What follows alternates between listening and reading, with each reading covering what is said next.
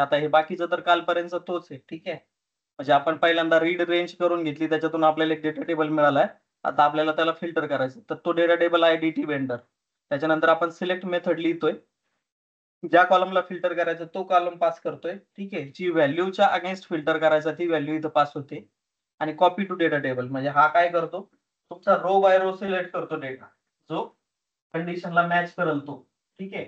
आणि फायनली त्याला data table मध्ये कन्वर्ट करतो. म्हणजे सपोज मला रेड रिबन बेक शॉपचे जर 4 रोज मिळाले, ठीक आहे, तर ते 1 बाय 1 त्याला मार्क करतो आणि फायनली ते सगळे एकत्र करून डेटा टेबल मध्ये कन्वर्ट करतो. ठीक आहे. लिंक क्यूच्या टाइप मध्ये, लिंक क्यूला पण सिमिलरच यूज होतं. तुमचा पूर्ण आधी रोचा डेटा मार्क होतो आणि त्याला फायनली कन्वर्ट होतो डेटा टेबल मध्ये. ठीक आहे. या क्वेरीच्या थ्रू. आता मल्टिपल कंडिशन जर द्यायच्या असेल तर त्या मल्टिपल कंडिशन पण मी इथं देऊ शकतो. काय करायला लागेल मला, इथं पास करायला लागेल मल्टिपल कंडिशन. आता इथं सपोज मला अजून एखादी कंडिशन वाढवायची, तर इथं ऑर करेल मी. ठीक आहे. परत जो कॉलम पास करायचा तो, त्याच्यानंतर जी कंडिशन पास करायची ती. ठीक आहे. आता सपोज मला अजून याच्यामध्ये ऍडिशनली वेंडर, सपोज हा रेड रिबन, आणि सपोज मला हा वाला वेंडर कोड घ्यायचा आहे, वेंडर कोड. ठीक आहे. कॉपी करतो वेंडर कोड. वेंडर कोड जाईल माझा स्क्वेअर ब्रॅकेट मध्ये. ठीक आहे. आणि नंतर त्याची जी कंडिशन, आता सपोज मला पाहिजे IT 146 वाला डेटा. ठीक आहे. तर ती कंडिशन मी इथं पास करेल सिंगल कोट मध्ये. इथं मी मुद्दाम ऑर टाकलाय. ठीक आहे. जर आपण ऑर नाही टाकला तर मग आपल्याला कुठलाच डेटा मिळणार नाही, म्हणून मी ऑर टाकलाय. ठीक आहे. सेव्ह, एक्झिक्यूट करतो एकदा.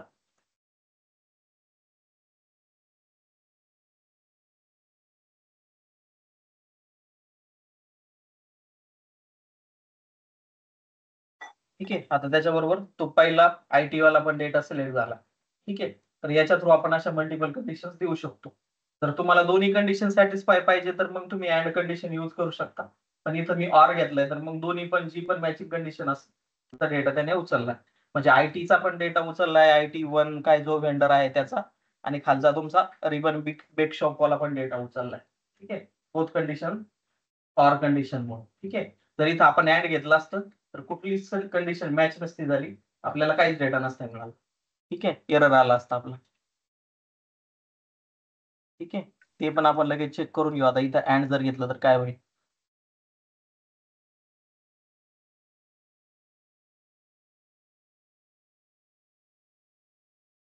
आता इथं एंड घेतल्यानंतर याला एक पण रो नाही मिळणार आणि तो तिथंच एरर थ्रो करल, कारण no data found in a data source.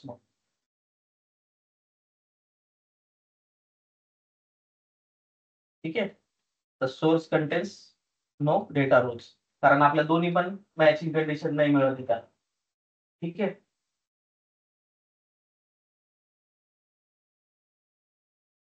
आता हे जर अवॉइड करायचं असेल तर मग आपण हा जर त्याला ऍक्च्युअल, आता ह्या दोन कंडिशन म्हणजे इक्वल होण्यासाठी वेंडर कोड आपला हा पाहिजे, तर मग तो आपल्याला डेटा दाखवू शकतो.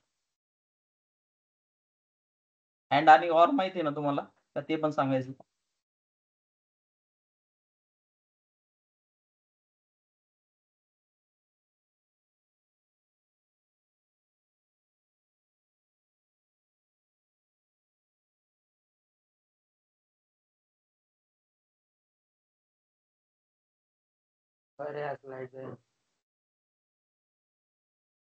ठीक आहे. आता कंडिशन मॅच झाली, आता डेटा दाखव, दोन्ही पण कंडिशन त्याच्या मॅच झाल्या. हा पण मॅच झाला वेंडर कोड आणि हे पण. ठीक आहे.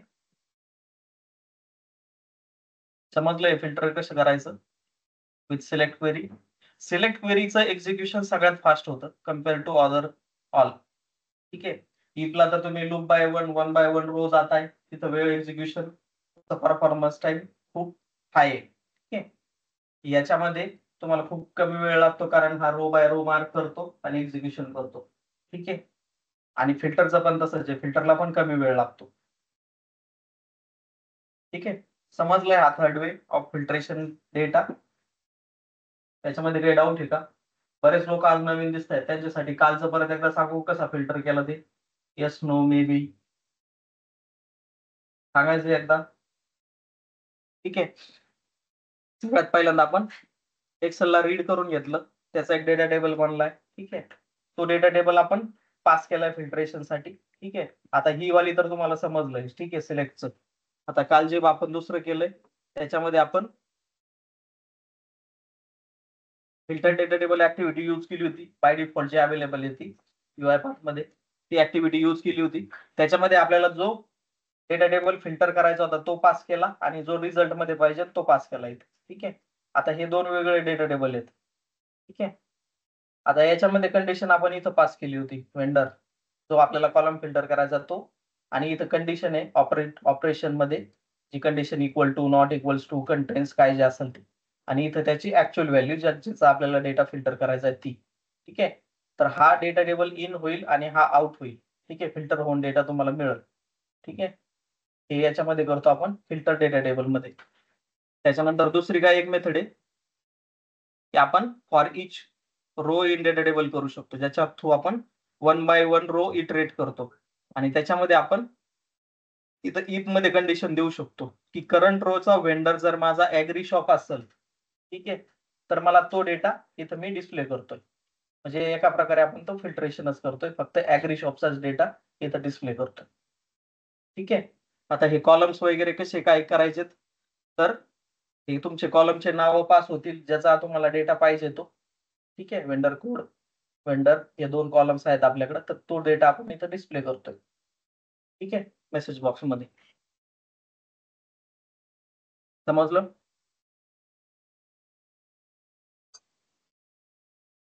तर 3 मेथड आपण फिल्ट्रेशनच्या डेटा शिकलो.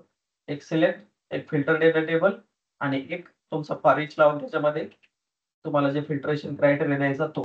ठीक आहे. 3 वेने आपण डेटा फिल्टर करू शकतो. जनरली UiPathच्या ऑटोमेशन मध्ये तुम्हाला फिल्टर डेटा टेबलच तुम्ही यूज करता, पण तुम्हाला जर दुसऱ्या मेथडनी करायचं असेल तर तुम्ही अशा पद्धतीने करू शकता. ठीक आहे. बाकीच्या 3 तुम्हाला कोण सांगत नाही, 2 एक्सटर्नली, पण तुम्हाला माहिती असावं म्हणून ह्या 2 एक्सटर्नली सांगून दिल्या तुम्हाला. ठीक आहे. एक्झिक्यूट करताय की पुढे जायचंय तेवढं सिलेक्ट वाली.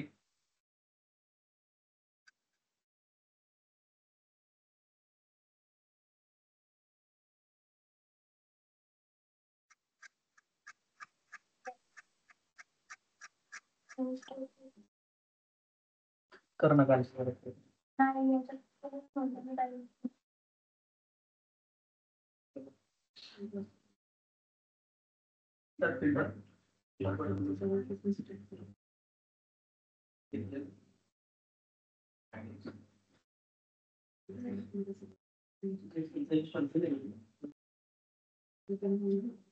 सिस्टम डिपेंडन्स जोपर्यंत पॅकेजिंग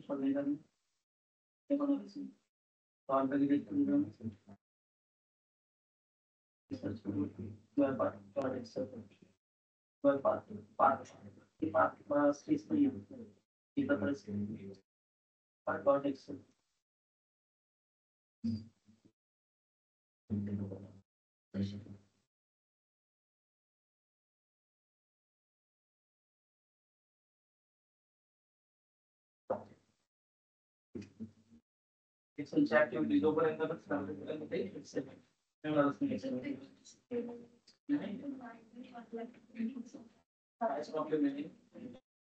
प्रत्येक दिवशी नवीन नवीन क्रिएट केलं त्याचे डिपेंडन्सी तुम्हाला प्रत्येक दिवशी इन्स्टॉल करायला लागेल. त्याच्यामुळे नवीन आपण साधा एकच प्रोजेक्ट करावा लागेल, त्याच्या आधी दररोज नवीन पेज कंट्रोल करून, तर त्याच्यामध्ये मग दररोज दररोजच एक नवीन प्रोजेक्ट करताय, दररोज डिपेंडन्सी ऍड करावं लागेल.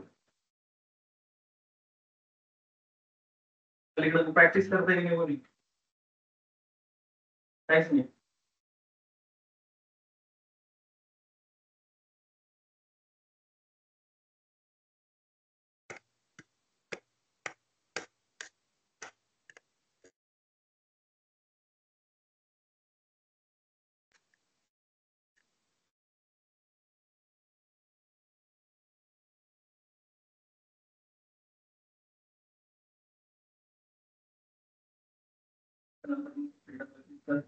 त्याच्यामध्ये क्लास ऍड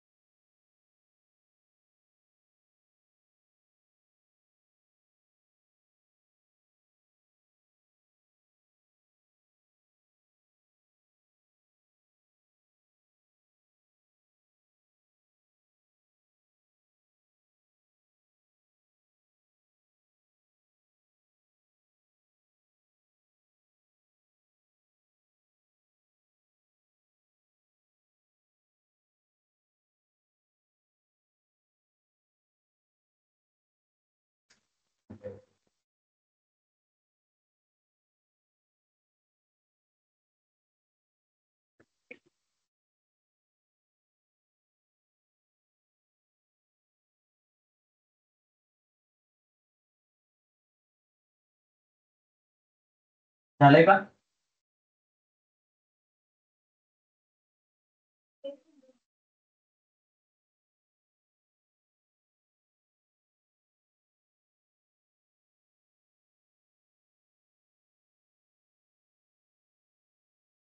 आलं ना?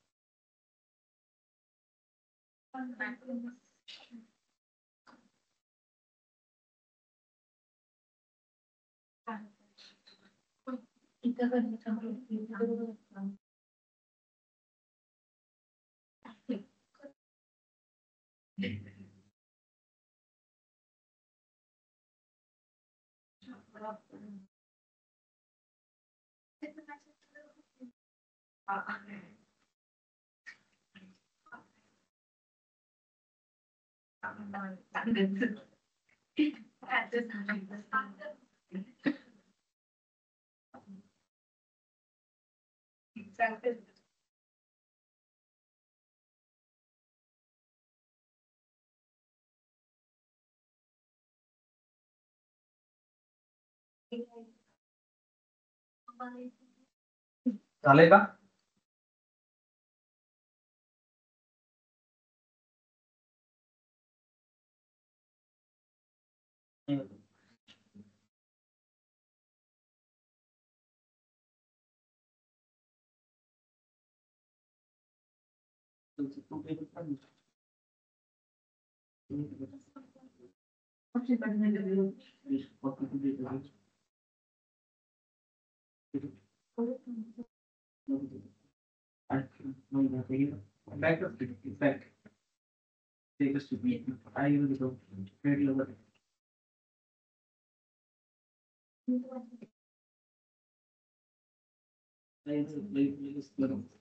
Value of the data table cannot be converted to stick.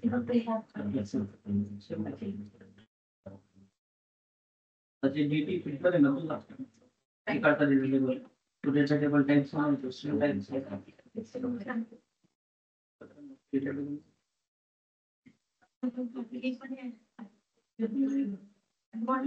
तुझा data table ला तू string मध्ये नाही convert करू शकत किंवा string ला तू data table ला setting करू शकत टाइप वेगळे झाले ना data table असं काय केलं मेसेज DT फिल्टर वर true count टाकायला लागतो नाही तर डायरेक्टली आपण आउटपुट data table activity शिकलो ती टाकली तू तर म्हणतो की तसं filter data table directly print नाही होणार आउटपुट data table ऍप्लिकेशन त्याला तो data table पास केला कुठला फिल्टर जो झाला फिल्टर कुठला झाला तिला DT फिल्टर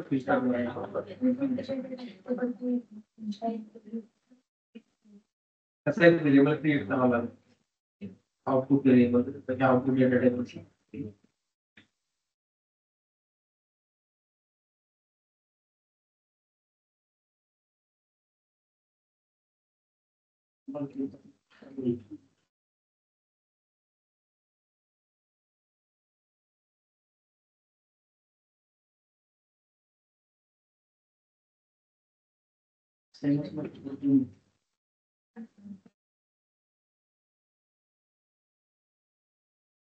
तो मेसेज बॉक्सला पास तो मेसेज बॉक्सला पास करते त्याचा आउट येतो DTST काय केलं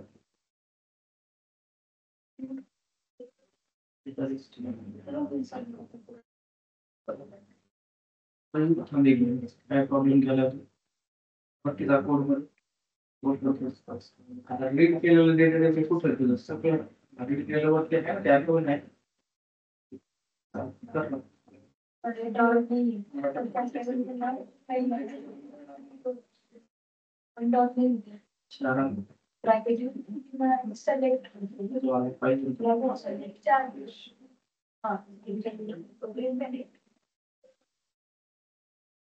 मल्टिपल कंडिशन टाकून बघ काय टाकलं तो आता दोन्ही टाकले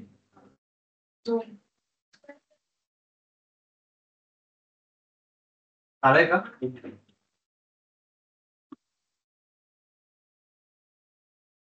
अलीकडच्या रूम मध्ये कोणाकडेच नाही का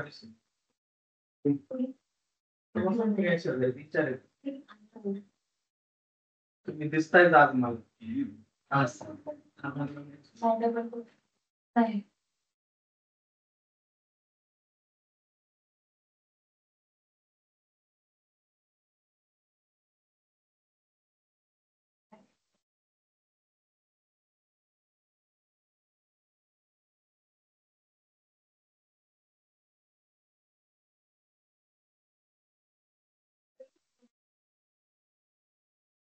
राईट झालं सगळ्यांचं झालं प्रॉब्लेम आला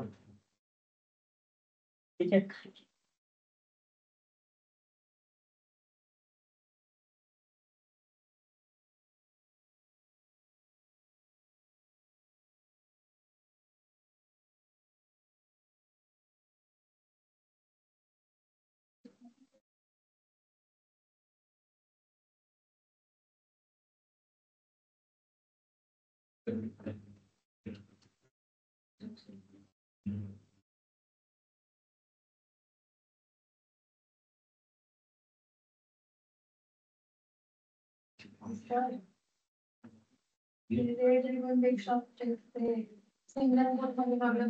जी तुम्ही व्हॅल्यू पास करते ना ती सिंगल कोट मध्ये जाईल ठीक आहे. पहिलं तर सिंटॅक्स समजून घ्या.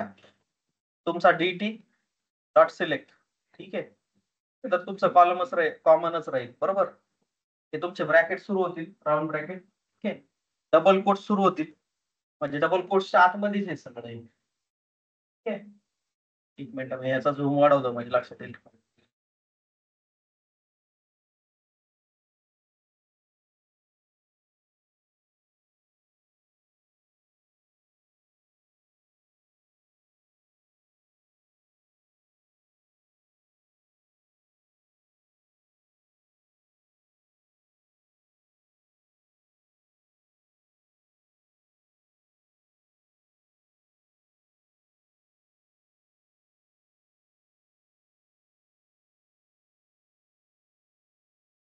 इथं दिसतंय ना सगळ्यांना हे डबल कोट्स मध्ये जाईल ठीक आहे. जो कॉलम फिल्टर करायचा आहे जो कॉलम फिल्टर करायचा तो कॉलम तुमचा स्क्वेअर ब्रॅकेट मध्ये जाईल ठीक आहे. त्याच्यानंतर तुमची कंडिशन जाईल इक्वल टू काय असेल ते आणि नंतर सिंगल कोट्स आणि सिंगल कोट्स मध्ये तुमची ऍक्च्युअल व्हॅल्यू जाईल जी तुम्हाला फिल्टर करायची ठीक आहे. त्याच्यामध्ये मल्टिपल कंडिशन असू शकतात. आता माझ्याकडे माऊस नाही नेमकं तुम्हाला स्क्रोल करून दाखवं लागतं करून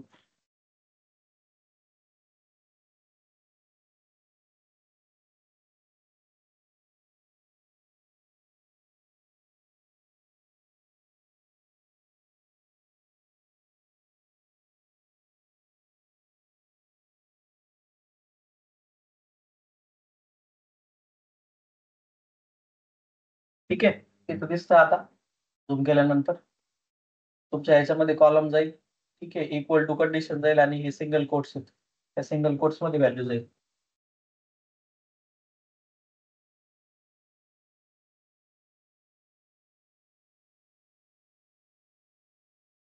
ठीक आहे. झालंय हे सगळ्यांचं. आता ह्या दोन्ही मध्ये काय मेन डिफरन्स आहे ते पाहू एकदा आपण. फिल्टर डेटा टेबल आणि तुमच्या या सिलेक्ट क्वेरी मध्ये काय डिफरन्स आहे ठीक आहे. आणि त्याच्यानंतर मग पुढे जाऊ बाकीच्या ऍक्टिव्हिटीज आपण पाहू काय ते केल्यास ठीक आहे. इकडे लक्ष द्या 2 मिनिटं ठीक आहे. आता फिल्टर डेटा टेबल मध्ये मी 2 कंडिशन टाकल्यात ठीक आहे. आणि नॉन मॅचिंग कंडिशन टाकल्यात मी म्हणजे तुम्हाला कुठलाच डेटा मिळणार नाही अशा ठीक आहे. पण ह्या दोन्ही मध्ये काय डिफरन्स आहे ते त्याच्या थ्रू आपल्याला समजून जाईल. सेमच कंडिशन टाकल्यात मी फिल्टर डेटा टेबल मध्ये पण आणि सिलेक्ट मध्ये दोन्ही कंडिशन सेमच.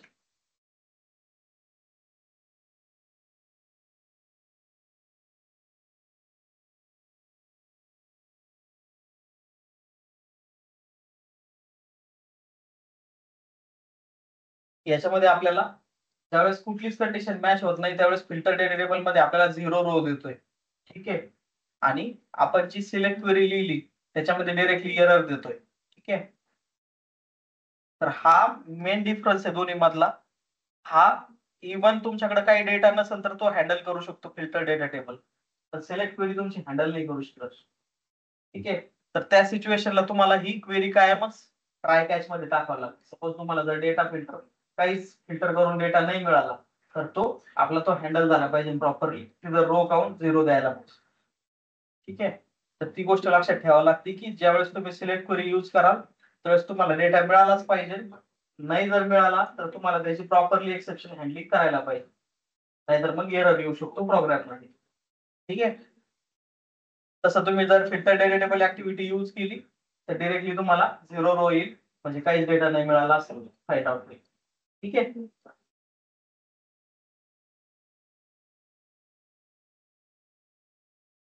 काही डाऊट आहे याच्यामध्ये?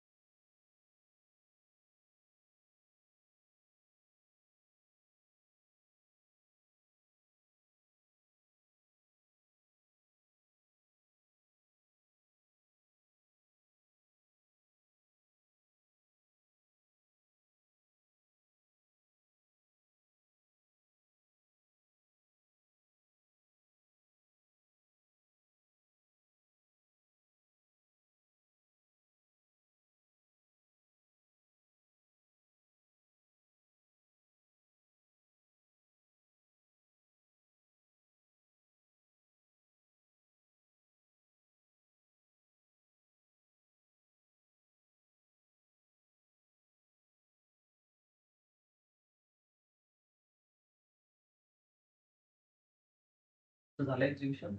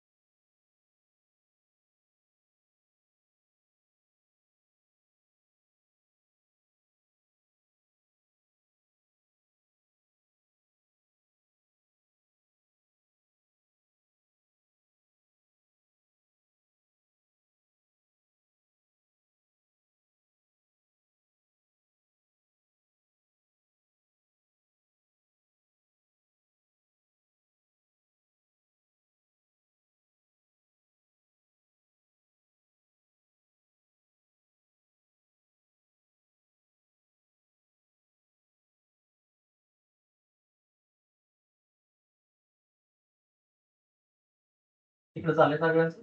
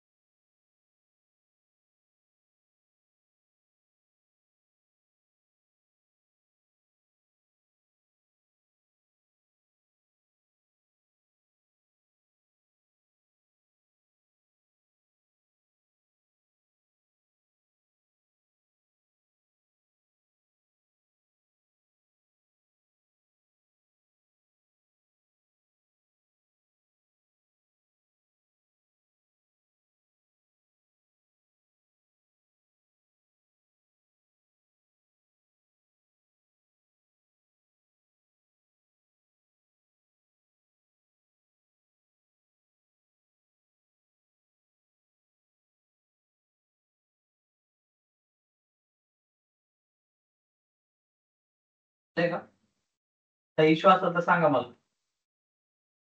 की नाही तर मग आपण पुढे जाऊ.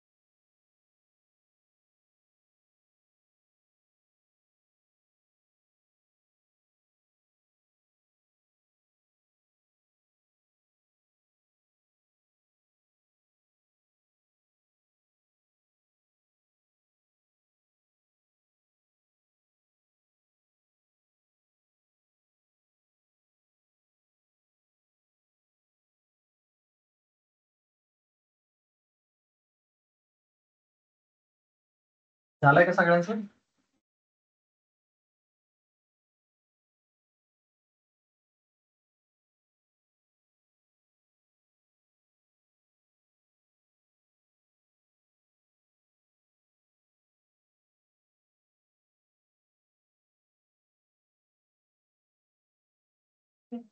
झालंय?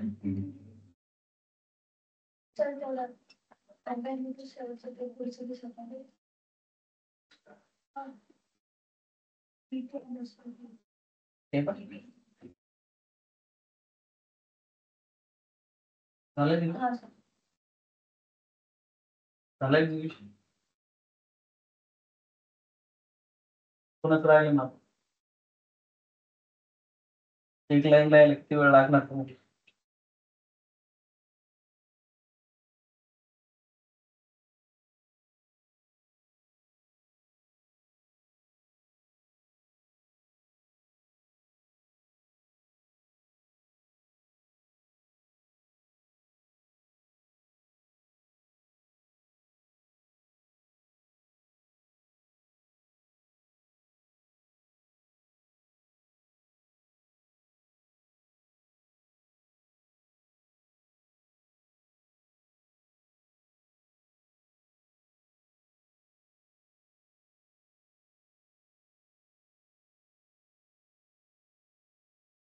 उद्यापासून आपण फर्स्ट हाफ मध्ये काय जे टोटल करून घ्यायचं ना तेवढं तिथं हे करून नंतर तुम्हाला अर्धा तास मी प्रॅक्टिस त्याच्यामध्ये खूप वेळ जातोय.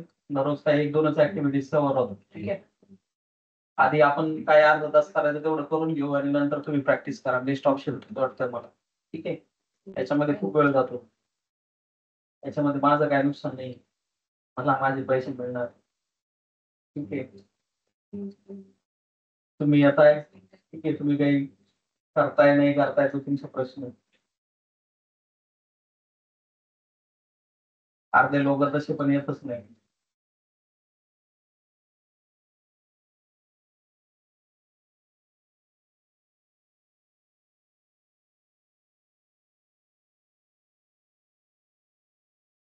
ठीक आहे. आपण जाऊ दुसऱ्या ऍक्टिव्हिटीज पाहू. Control N. आता आपण हे एक्सेल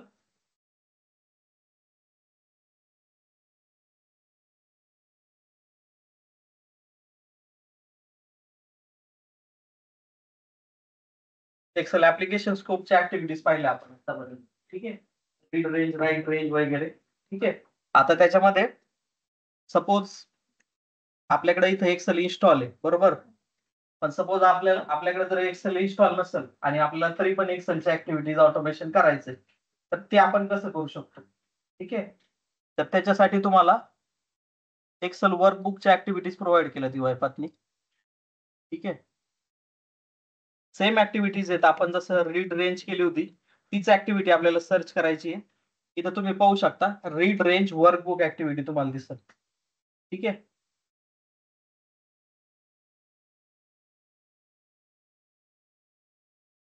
तर रीड रेंज सर्च करू शकता.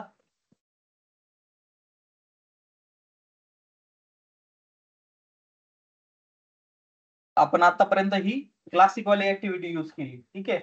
आता याच्यामध्येच तुम्हाला रीड रेंज वर्कबुक एक ऍक्टिव्हिटी आहे आणि दुसरी राईट रेंज वर्कबुक एक ऍक्टिव्हिटी आहे.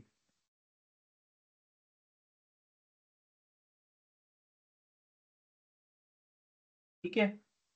या 2 ऍक्टिव्हिटीज आहेत. अजून पण आहेत पण त्या आपण उद्या पाहू. पण ह्या 2 आता पाहून घेऊ. ठीक आहे.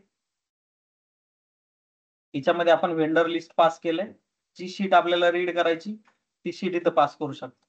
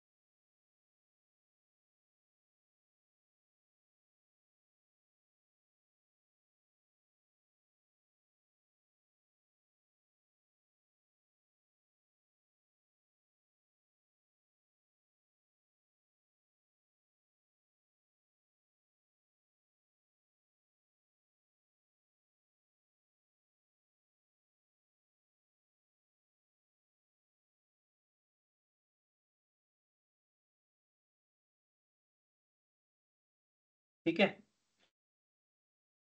याच्यामध्ये तुम्हाला एक्सेल ऍप्लिकेशन स्कोप युज करायची गरज नाही. इव्हन तुमचं एक्सेल इन्स्टॉल नसेल तरी हे चालेल. ठीक आहे. याच्यामध्ये आपण सिमिलरच आहे, एकदम एक्झॅक्ट सिमिलर आहे, फक्त याच्यामध्ये स्कोप नसेल इथं तुम्हाला फाईलचं नाव डायरेक्टली इथं प्रोव्हाइड करू शकता. जे पण फाईलचं नाव असेल तुम्ही इथून पण सिलेक्ट करू शकता. फोल्डरची कुठलीही फाईल सिलेक्ट करू शकता. ठीक आहे. जी शीट रीड करायची ती शीट तुम्ही इथं प्रोव्हाइड करू शकता. ठीक आहे. आणि प्रॉपर्टीज मध्ये तुम्ही गेले तर प्रॉपर्टीज मध्ये तुम्हाला इथं त्याचा एक व्हेरिएबल बनवावा लागेल. हेडर्स ऍड करायचे की नाही ते स्पेसिफाय करू शकता. ठीक आहे. आणि तेच आपण राईट रेंज साठी पण इथं तुम्ही सिमिलर ऍक्टिव्हिटी आहे. ठीक आहे. जी फाईल तुम्हाला ज्या फाईलमध्ये राईट करायचं ती फाईल, त्याच्यानंतर शीटचं नाव इथं प्रोव्हाइड करू शकता आणि जो डेटा टेबल असेल तो इथं प्रोव्हाइड करू शकता. सिमिलरच आहे. ठीक आहे. फक्त याच्यामध्ये तुमचं एक्सेलचं इन्स्टॉलेशन ची गरज नाही पडत. ठीक आहे. एक्सेल इन्स्टॉल नसेल तरी तुमचा कोड एक्झिक्यूट होऊन जातो. एक्सेल ऍप्लिकेशन स्कोप मध्ये तुम्हाला एक्सेल इन्स्टॉल असायलाच पाहिजे. इथं नसेल तरी चालेल तुमच्या पीसीवर. ठीक आहे. आणि दुसरा अजून एक डिफरन्स काय आहे की तुमची जर फाईल ओपन असेल खाली सेम फाईल ज्याच्यावर तुम्ही राईट किंवा रीड करताय तर तो कोड नाही चालणार. ठीक आहे. तो कोड तुम्हाला एरर देईल. आपण फाईल ओपन आहे खाली आपली, तुम्ही पाहू शकता इथं फाईल ओपन आहे एक्सेलची आणि आपण कोड एक्झिक्यूट करतो तर तो आपल्याला एरर देईल. The process can not access the file because it is use by another process. ठीक आहे. तर एक्सेल ऍप्लिकेशन स्कोप मध्ये तुमची फाईल ओपन असेल तरी कोड एक्झिक्यूट होतो. इथं तसं होत नाही. ठीक आहे.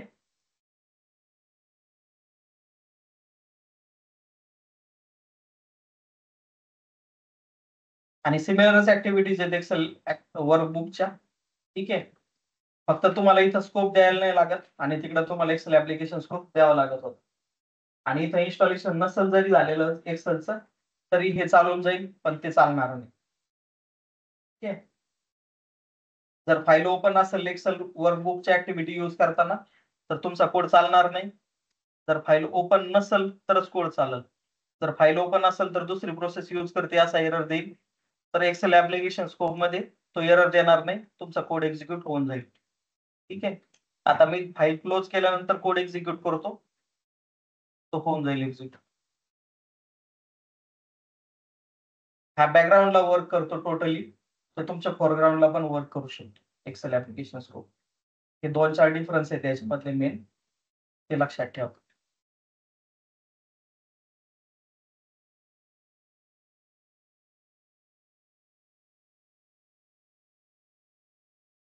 पाहू शकता तुम्ही तर त्याने शीट 4 मध्ये डेटा लिहिला असेल. ही शीट 4 आता एक्सेल वर्कबुक ऍक्टिव्हिटीच्या थ्रू एक्झिक्यूट झाली आणि तुमचा डेटा इथे ऍड झाला. ठीक आहे.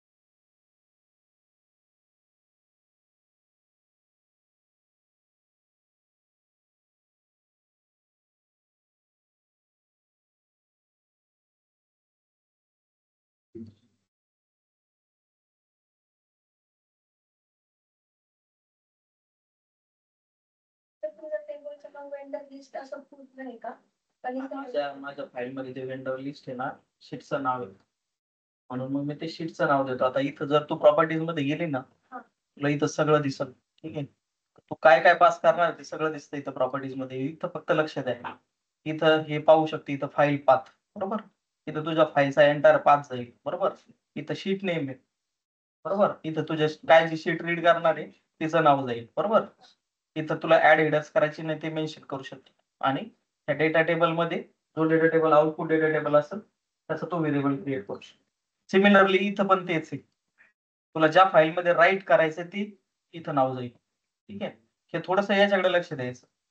फाईल पाथ, ठीक आहे. डेटा टेबल कुठला जो तुला राईट करायचा आहे आणि कुठं राईट करते ते इथं जाईल, शीट नेम, ठीक आहे. आणि ऍड हेडर्स करायचे की नाही ते इथे. तर ह्या प्रॉपर्टीच्या ह्या तुला लेफ्ट हँड साईडच्या व्हॅल्यू वरून काय एक्झॅक्टली करायचं ते समजून जाईल.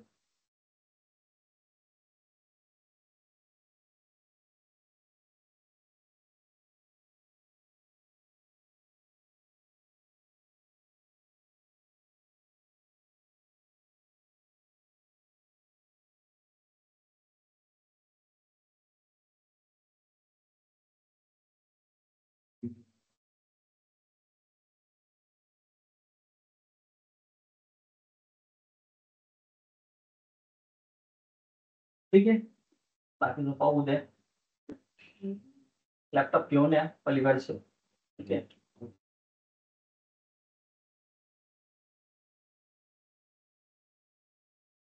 ते काय काहीच माझ्यासाठी नाही चाललेलं, ठीक आहे. कोणी काही नाही केलं तरी मला काही त्याचं फरक पडत नाही, ठीक आहे. बाकी तुमची चॉईस, मी नाही काही करू शकत.